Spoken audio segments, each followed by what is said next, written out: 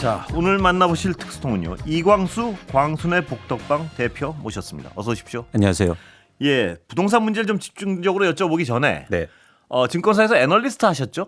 네, 15년간 했습니다. 예, 그래서요. 네. 주식 상황, 한국 주식 네. 어떻게 보십니까? 일단 최근에 들어서 하락폭이 굉장히 예. 커지고 있는데요. 가장 직접적인 이유는 외국인이 예. 한국 주식을 팔고 있어서입니다. 예. 최근 4일간 한 1조 원 정도 매도를 했는데요. 뭐 삼성전자가 거의 5만 전자가 되고 있고 4만인도 위협하는 거 네, 같아요. 위협하고 있습니다. 그런데 사실은 최근에 글로벌 증시에서 가장 중요한 건 뭐냐면 트럼프 트레이드거든요. 예. 그러니까 일종의 트럼프가 좋아하는 곳은 오르고 예. 트럼프한테 영향을 크게 받을 곳은 일종의 셀하는 분위기인데 한국은 위험하다. 예. 그런 좀 경고가 나오고 있고요. 예. 트럼프 행정부가 출범하고 이러면 한국의 기업과 그리고 한국의 경제가 굉장히 불확실성이 확대되지 않을까 예. 이런 우려가 커지고 있는 상황입니다. 한국은 특히 위험한 부분이 뭐 때문에 어디가 그런 겁니까? 두 가지 이유인데요. 예. 첫 번째는 수출 비중이 크기 예. 때문에 특히 미국 향이 많지 않습니까? 예. 최근 들어서 미국의 수출 비중이 가장 크게 증가했는데 미국의 관세라든가 환율에 대한 영향이 있으면 예. 당연히 큰 영향을 받을 수밖에 없는 거고요. 예. 그런 측면에서 좀 아쉬운 거는 어떤 국가별 다각화가 좀 부족했다는 거죠. 예. 두 번째는 뭐냐면 내수가 버텨주면 예. 경제가 예를 들어서 회복되거나 예. 좋아질 수 있는데 지금 내수마저도 안 좋습니다. 예. 그렇다 보니까 이중고에 지금 빠져 있는 상황입니다. 예. 삼성전자는 왜 그렇습니까? 가장 큰 원인은 뭔가요? 물론 4, 5년 전에 그 어떤 방향 설정이 약간 미스가 있었다. 그 SK 하이닉스에 비해서요. 저는 경영진의 문제가 예. 가장 크다고 보고 예. 있습니다. 그런데 지금 그런 문제를 이야기 안 하고 있죠. 어떤 문제인가요? 판단력의 어떤 차원가요? 그렇습니다. 예. 그래서 어떤 긴 관점에서 사실은 예. 투자가 필요한 IT 산업이지 않습니까? 예. 그런 측면에서 뭐 한참 뒤처졌다고 판단하고 있고요. 예. 그래서 사실은 과감한 개혁이 필요한데 예. 그게 더뎌지고 있으니까 투자자들도 실망을 하는 거죠. 제가 한 말씀만 더 드리면, 그러니까 저는 애널리스트 하면서 이제 예를 들어서 미국의 월스트리트에서 일하는 이제 펀드 매니저가 있지 않습니까? 오늘 한번 연락을 해봤더니 예. 굉장히 충격적으로 받아들인 사실이 하나 있더라고요. 예. 뭐냐면 뭐죠? 이렇게 국제 정세가 어려운데 대한민국 정부가 예. 준비하는 게 아무것도 없다. 예. 그래서 가장 쇼킹한 뉴스가 골프 뉴스라고 해요. 예. 대통령 골프 네. 뉴스. 예. 네. 그러니까 그런 이슈들도 사실은 투자자들이 굉장히 민감하게 반응하는 거죠. 예. 알겠습니다. 예, 부동산 얘기로 뭐 넘어가 보겠습니다. 네, 예. 주식 얘기도 할 얘기가 많은데 그렇습니다. 부동산 주식 얘기를 오늘 하시죠. 또 주식 전문가 또 한번 모시겠습니다. 네. 예. 자, 부동산 상황 지금 어떻습니까? 일단 가장 큰 변화는 거래량이 감소하고 예. 있습니다. 그래서 예를 들어서 서울의 아파트 거래량이 7월에 9천 건이 넘어섰는데요. 예. 7월, 8월에 6천 건, 예. 9월에 3천 건, 예. 10월에도 3천 건이어서 거의 3분의 1로 줄어 있는 상황이고요. 하반기로 갈수록 거래량은 더 감소할 가능성이 커 보입니다. 예. 거래량 감소의 제일 원인은 수요가 줄어들고. 수요. 예. 네. 그러니까 가격이 크게 상승했고 예. 또 하나 말씀하신 것처럼 대출이라든가 예. 이런 문제가 생기기 때문에 수요가 줄어들고 있는 상황이 일단 시장 변화의 뭐랄까 출발점이랄까 그렇게 보고 있습니다. 예. 이 대출의 부분은 지금 우리나라에서는 그런 부분이 있는 것 같습니다. 지금 수요가 줄어들고 있고 부동산 시장이 좀 얼어붙어 있어도 정부가 꼭 저러면 한 번씩 부양해 줄 거야. 이런 어떤 기대가 있는데 그건 앞으로도 그렇게 반복됩니까? 보시기에? 저는 임계점에 왔다고 봅니다. 예. 그러니까 가계부채가 지금 1,800조 원이 넘고 있는데요. 계속 가계부채를 일으키면서 예. 부동산 가격을 지탱해 줄 수 없는 그런 임계치에 도달한 게 아닌가. 정부 부양의 어떤 능력치에도 한계가 왔다 이렇게 보시는군요. 그렇습니다. 예. 그래서 예를 들어서 지금 생애 최초 주택 매입자한테 예. LTV 80%를 대출해 주고 있거든요. 예. 최대가. 예. 그럼 여기서 더 완화해 주면 이제 100%를 해줘야 되는데 이러면 예. 사실은 아까 말씀드린 것처럼 내수에도 직접적으로 영향을 미칠 예. 수 있고 전체 경제에 큰 부작용으로 영향을 미칠 수 있기 예. 때문에 쉽지 않은 의사결정이고요. 예. 그래서 저는 이제 빚으로 떠받치는 부동산 가격은 굉장히 어려운 상황이 아닌가 보고 한계에 있습니다. 봉착했다. 그렇습니다. 예. 그럼 11월에 위기와 기회가 온다 뭐 이런 말씀을 하신 걸로 기억하는데 그건 뭡니까? 예. 그러니까 제가 위기라고 예. 위험 요소라고 예. 보는 건 뭐냐면 11월에 한 4가지 정도 위험 요소를 보고 있어요. 첫 번째는 뭐냐면 일단 신도시, 일기 신도시를 중심으로 해서 선도지구가 선정됩니다. 예. 그러니까 재건축을 먼저 해주겠다는 거예요. 예. 용적률이라든지 혜택을 줘서 예. 그런데 선도지구가 전체 일기 신도시의 10%밖에 되지 않아요. 예. 그럼 나머지 90%는 어떻게 될까요? 예. 그런 측면에서 예를 들어서 가격의 변동성을 예. 굉장히 키울 수 있다는 거고요. 두 번째는 이따 자세히 말씀드리겠지만 둔촌주공, 예. 올림픽 파크 포레온이 입주하고 세 번째는 아까 이게 요즘 여러분 보시겠지만 그린벨트 해제 예. 그리고 마지막으로는 정책의 불확실성 예. 이런 것들이 작용하면서 11월부터는 부동산 시장의 불확실성이 굉장히 커지는 예. 그런 어떤 분기점이 되지 않을까 생각하고 있습니다. 예. 아까 둔촌지구를 강조하신 이유는 네. 예. 둔촌지구가 일단 1만 2천 가구가 입주 물량이 되거든요. 예. 그러니까 11월 말부터 입주가 시작하는데 입주가 시작되면 일단 전세 가격이 하락할 수 있고요. 가격에 영향을 미칠 수 있는 거죠. 또 하나는 뭐냐면 이게 대출 시장에 큰 영향을 미쳐요. 예. 그러니까 둔촌주공에 입주하려면 거의 뭐 조합원 일반 분양자 포함해서 6조 원의 대출이 일어나게 예. 되는데 이렇게 되면 지금 대출의 한계가 있지 않습니까? 근데 거기에 6조 원이 들어가면 나머지는 어떻게 될까요? 네. 그러니까 이런 일종의 풍선 효과가 나타나는 거죠. 그래서 여기서 대출이 일어나면 다른 쪽에 대출이 오히려 줄면서 줄어들고요. 수요가 예. 크게 감소하고 이런 영향이 클 수 있다고 예. 보고 있습니다. 그렇다면 지금 가장 청취자분들이 궁금해하는 것 중에 하나가 자 올해 11월과 내년에 부동산 가격이 어떻게 될까? 좀 그 어떤 큰 그림부터 그리고 좀 작은 걸 여쭤볼까요? 예.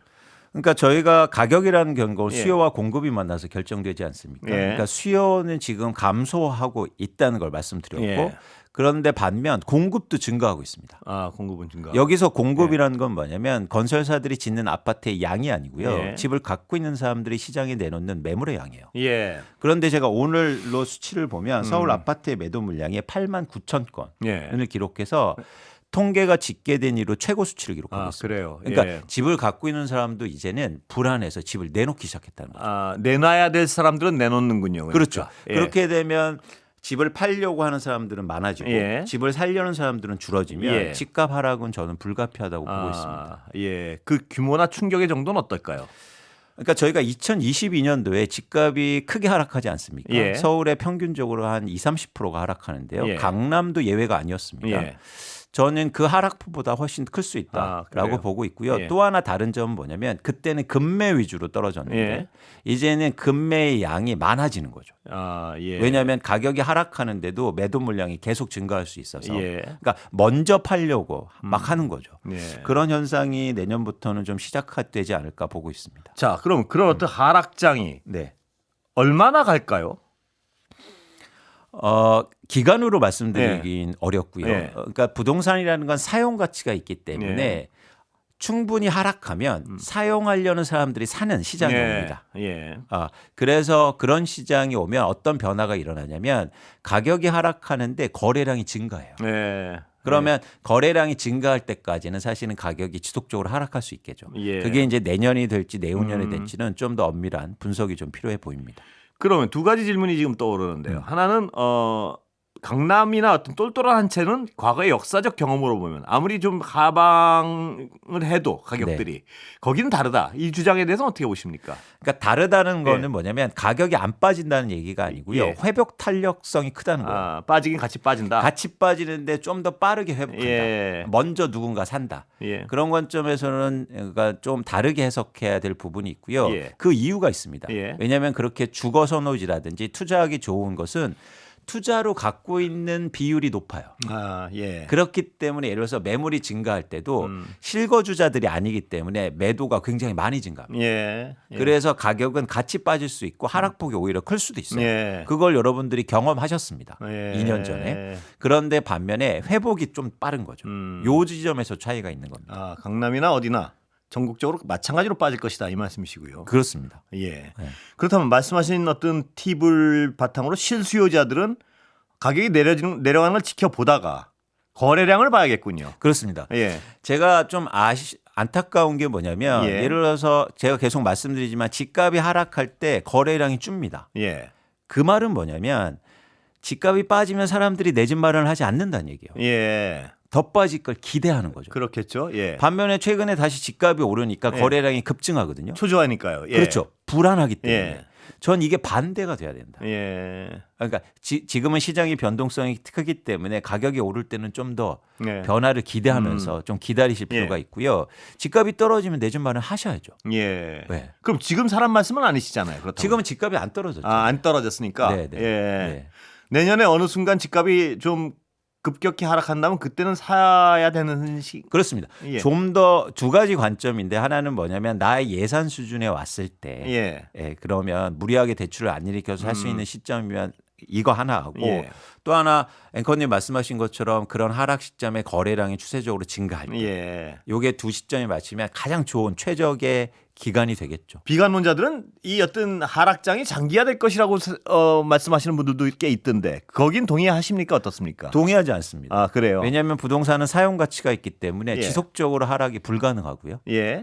뭐 인구 구조나 이런 것 때문에 앞으로 한국 부동산은 장기적 하락을 할 것이다라고 주장하는 분들도 있어서요. 장기에는 모두 죽고 없습니다. 그래서 그래서 너무 장기 걱정하지 마시라. 그래서 가격이 하락하면 내 집만을 하신다. 사실은 가격에 접근하라. 그렇죠. 가격이 빠졌는데도 장기에 인구 줄어, 산출 뭐 출산율이 이렇게 낮은데 이렇게 하지 않으셨으면 좋겠다라는 말씀을 드립니다. 그렇군요. 지금 공급 자체는 아까는 공급은 내놓는 사람은 많다 그랬는데 절대 공급은 부족합니까? 그게 기준이요. 기준 차원에서는 이제 어떻게 판단하느냐가 중요한데 예를 들어서 지난해 대비해서 공급은 감소하고 있죠. 건설사들이 공급하는 물량은. 그런데 과거 평균 대비해서 감소하는 수준은 아니고요. 그리고 지금 시장 상황에서 그걸 충분히 소화될 수 있는 시장이 아니기 때문에 건설사들이 공급할 수가 없어요. 내놓지 않겠죠. 그렇습니다. 질 수가 없는 거죠. 지금 부동산 PF 문제라든가 미분양 문제가 크기 때문에 그래서 그런 건설사들이 짓는 아파트의 양은 감소하고 있는 상황입니다. 그런데 그린벨트 해제 뭐 이런 부분은 동의하십니까? 일단 지금 5만 가구를 그린벨트 플러스 5만 가구를 이제 분양하겠다는 건데요. 서울에 지금 예를 들어서 절대 공급, 건설사들이 짓는 아파트를 만들 수 있는 땅이 없지 않습니까? 그런 측면에서 예를 들어서 그린하지 않는 그린벨트는 풀어서 예를 들어서 저소득층을 위한 주택 공급이라든지 공공주택을 활용하는데 사용하는 데를 쓴다는 걸 찬성하죠. 근데 문제는 뭐냐면 이렇게 분양해서 일반 분양을 하게 되면 그건 안 된다는 거예요. 그럼 뭐냐면 일종의 이런 정책적 혜택이 누군가 개인한테 가지 않습니까? 그래서 이런 적절한 공공성의 확보가 우선돼야 된다. 그렇게 한계를 갖고 그런 조항을 갖고 그린벨트를 사용해야 된다는 거예요. 그린벨트는 미래를 위한 미래 세대를 위한 자산이지 않습니까? 아까 여러 가지 말씀하셨는데 한국 부동산의 어떤 여러 가지 문제점 중에 정책 불확실성이 문제가 된다는 말씀하셨는데요. 정책 불확실성을 제거하기 위해서 어떤 정책을 분명히 해야 됩니까? 정부가 일단 지금 정부의 가장 큰 문제는 일관성이 없다는 거예요. 그러니까 부처가 상충되는 정책입니다. 예를 들면 가계부채만 보면 가계부채가 부동산 시장에 영향을 미치니까 국토부는 정책 대출을 계속 늘려준다는 거예요. 그런데 금융위는 가계부채 문제 때문에 줄여야 된다. 이런 어떤 불일치가 계속 나오고 있다는 게 직접적으로 가장 큰 문제고요. 두 번째는 정부가 기본적으로 긴 로드맵을 갖고 부동산 정책을 접근하지 못하고 있다는 거죠. 단기적으로 집값이 오르면 막 규제가 나오고 집값이 빠지면 또 부양이 나오고 이런 측면에서는 대증요법만 반복한다 이 말씀이시죠? 그렇습니다. 이거는 과거에도 사실 똑같은 반복인데 그래서 정부에서는 부동산 시장이 안정화됐다고 얘기하지만 오히려 굉장히 더 불안한 상황이다라고 저는 보고 있습니다. 변동성이 커졌다 이렇게 보시면 맞습니다.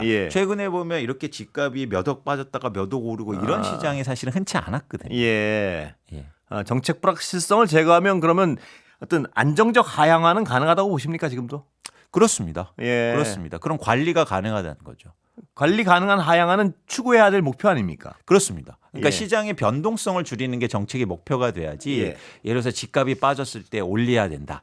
집값이 올랐을 때 잡아야 된다. 이게 정책의 목표가 돼서는 안 된다는 거죠. 이 시간은 거의 다 됐는데요. 세계적 어떤 좀 거시적 관점에서 세계의 도시 대도시의 집값은 아직도 오르고 있다. 오를 것이다. 이거 동의하십니까 혹시? 동의하지 않습니다. 그렇습니까? 미국은 이미 거래량이 감소하고 있고요. 전 세계적으로 그동안 올랐던 자산 가격에 부담을 느끼고 있다는 거죠.